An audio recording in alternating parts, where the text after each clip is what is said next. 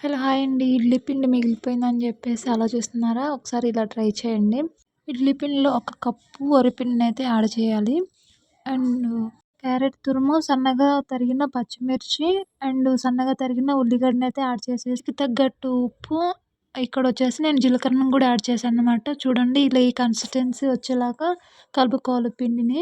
కొంచెం నేను వంట సోడాను గూడా యాడ్ చేశాను. పొంగనాలేస్తున్నాను చూడండి అదే పిండితోటి.